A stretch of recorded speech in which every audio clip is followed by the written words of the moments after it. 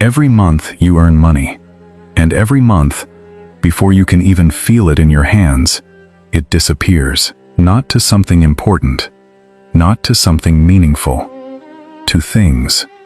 A new phone you did not need, a subscription you forgot you had, a meal you bought because you were tired, clothes that are still wearing their tags, things that felt important in the moment, things that feel invisible now. Most people believe the solution is simple: earn more. If the salary doubles, the problem disappears. But here is the strange truth that modern finance never teaches. Most people who earn more, spend more, and end up with exactly the same feeling: empty. In Japan, millions of ordinary people on ordinary salaries have quietly discovered something different. They did not find a way to earn more. They found a way to want less. And in that discovery, they found something worth far more than money. They found freedom. Today, I want to tell you their story. The man who owned nothing.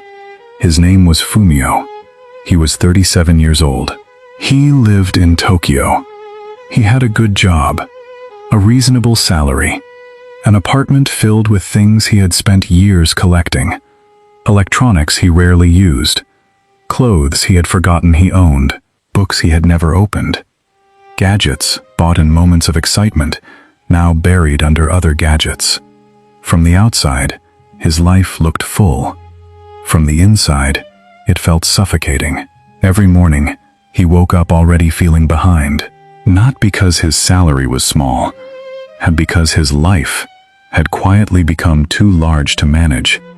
Too many things demanding attention, too many payments demanding money, too many upgrades demanding desire. One evening, after a long and exhausting day, Fumio sat on his floor and looked around his apartment. He asked himself a question so simple, it almost seemed foolish. Why do I own all of this? He could not answer. He had bought each item for a reason, but most of those reasons had expired long ago. The excitement had faded. The novelty had disappeared. What remained was weight. Physical weight, financial weight, mental weight. That night, Fumio began removing things from his life. Slowly at first, then with growing certainty. Clothes he had not worn in a year, electronics he had replaced but never thrown away, furniture that filled space without serving purpose. Item by item, week by week. And something unexpected happened. As the apartment became emptier, he became lighter. His monthly expenses dropped. His savings increased. His mind became quieter. He had not received a raise. He had not found a new job. He had simply stopped filling his life with things that cost money without adding meaning. This is the first lesson of Japanese minimalism. You do not need to earn more to save more. You need to want less. And wanting less is a skill that can be learned, a skill that, once mastered, changes everything. The desire that never fills. Imagine trying to fill a bowl with water, a simple bowl. You pour carefully. The water rises. But just before the bowl becomes full, the bottom quietly expands. Suddenly you need more water. You pour again. The bottom expands again. No matter how much you pour, the bowl never fills. This is exactly how modern desire works. Every purchase creates a new standard. Every upgrade creates a new expectation. Every luxury, once experienced, becomes the new normal. Psychologists have a name for this: hedonic adaptation. The human brain adjusts rapidly to improvement. The new phone excites you for 2 weeks. Then it becomes ordinary. The new apartment thrills you for 1 month. Then it becomes expected. The higher salary satisfies you briefly. Then it feels insufficient. Your contentment returns to its original level, but your expenses remain elevated. The bowl expands, but never fills. This is why millions of people, earning twice what they earned 5 years ago, feel no more financially secure today. The income grew. The desires grew faster. Japanese minimalism interrupts this cycle, not by eliminating desire completely, but by questioning it. Before every purchase, the Japanese minimalist asks 3 questions. Do I need this? Do I love this? Does this serve my life, or only my impulse? If the honest answer to all 3 is yes, buy it without guilt. If the honest answer reveals it is only an impulse, wait. 24 hours. Often the desire disappears on its own, because most impulse purchases are not decisions. They are emotional reactions to boredom, to stress, to comparison, to the quiet, constant feeling that your life should look different from how it currently looks. Japanese minimalism does not shame you for these feelings. It teaches you to see them clearly, and when you see them clearly, you stop paying for them. That money stays in your hands, month after month, year after year, until one day you look at your account and realize you have built something real, not because your salary changed, because your relationship with desire changed.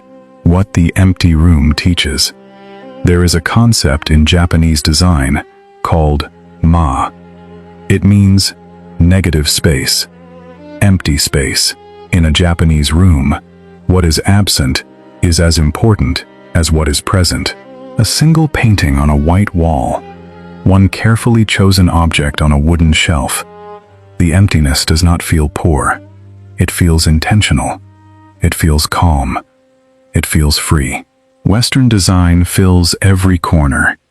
Japanese design protects the empty corners because the Japanese understood something. Architects, designers, and eventually financial thinkers all arrived at separately. Space has value. Empty space creates room for what matters. Your finances work the same way. A life filled with expenses has no room for savings. A month where every rupee, every peso, every taka is already spoken for has no space for opportunity, no room for investment, no room for emergency, no room for freedom. The Japanese minimalist approach to money is not about suffering. It is not about deprivation. It is about protecting empty space, space in your budget, space in your mind, space in your future. Consider 2 people earning the same salary. The first fills every corner of their income.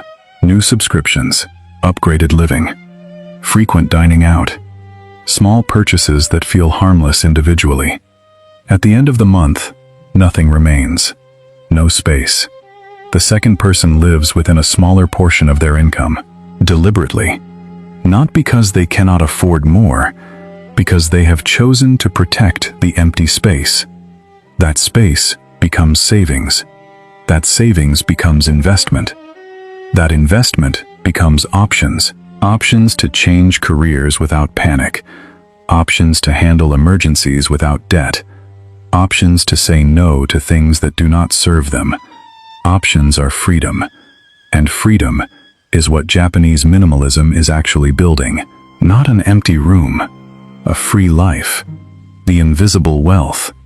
There is a distinction in Japan between 2 types of people. Those who look wealthy and those who are wealthy. They are rarely the same person. The person who looks wealthy drives an expensive car, wears designer clothes, carries the newest phone, lives in the largest apartment their salary can justify. Every yen they earn is immediately visible, spent before it can grow, converted into objects before it can become options. The person who is wealthy appears ordinary.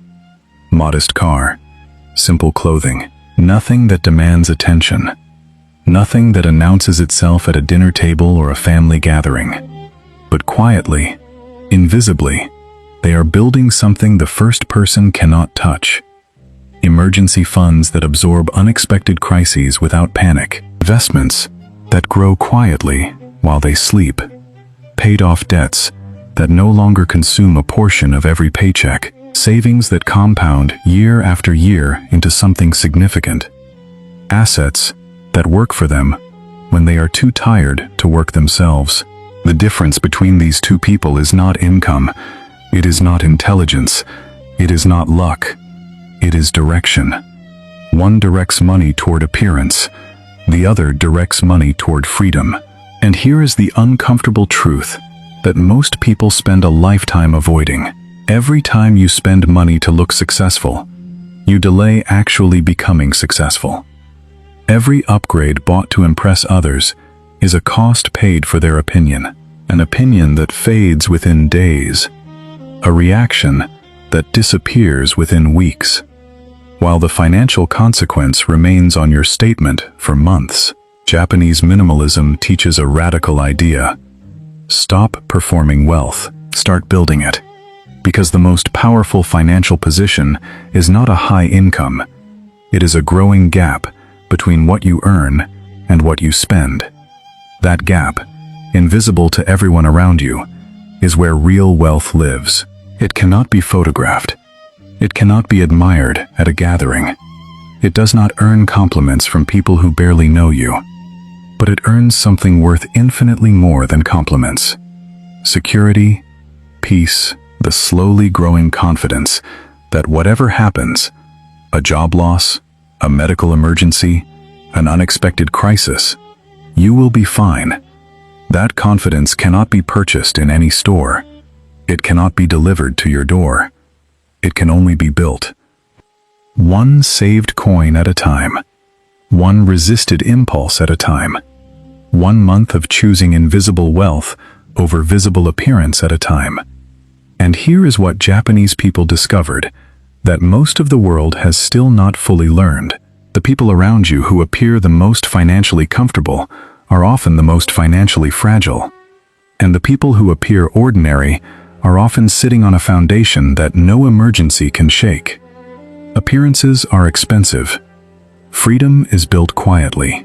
The 3 rules of the Japanese minimalist. Japanese minimalism is not a feeling. It is a practice. And like all practices, it works through specific habits applied consistently. Here are the 3 rules your finances need today. Rule 1. The enough question. Before every purchase this week, pause. 1 breath. 1 question. Is this enough? Or am I chasing more? If what you already own works, it is enough. If what you already have serves you, it is enough. If the honest answer to the question is yes, do not buy. If the answer is genuinely no, proceed without guilt. The enough question is not about restriction, it is about clarity. Most people spend money without ever asking it. The question itself creates a pause, and the pause is where financial decisions actually happen. Without it, spending is automatic. With it, spending becomes intentional. Rule 2. The invisible wealth audit. Take 15 minutes this week. Write down every monthly expense you have. Every single one. Rent, food, transport, subscriptions, dining out, entertainment, clothing, convenience spending. Beside each expense, write 1 word, either freedom or appearance. Freedom expenses keep you healthy, moving, and safe. Appearance expenses make your life look a certain way to others. Total both columns. The ratio tells you everything about where your money is going. Most people are shocked, not because they are spending badly, but because they have never seen it written down before. Seeing it changes it. You do not need to cut everything in the appearance column, but cut 1 thing this month. 1 subscription you barely use. 1 dining habit that serves habit more than pleasure. 1 purchase category driven more by comparison than genuine need. Redirect that money. Even 50 rupees, even 100 pesos. Put it somewhere. It works for your future. The amount does not matter yet. The habit does. Rule 3. The 1 in, 1 out rule. This is the simplest rule in Japanese minimalism. For every new thing that enters your life, one old thing must leave. New phone arrives, old phone leaves. New clothing purchased, old clothing donated. New subscription added, old subscription canceled. This rule does the most important thing minimalism can do. It stops accumulation. Because accumulation is not just physical, it is financial.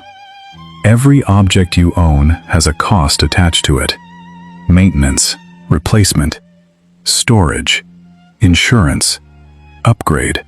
The less you own, the less these invisible costs drain your income. The one-in, one-out rule keeps your life from quietly expanding, and a life that does not quietly expand saves quietly instead. The Road Back. Fumio eventually wrote about his experience.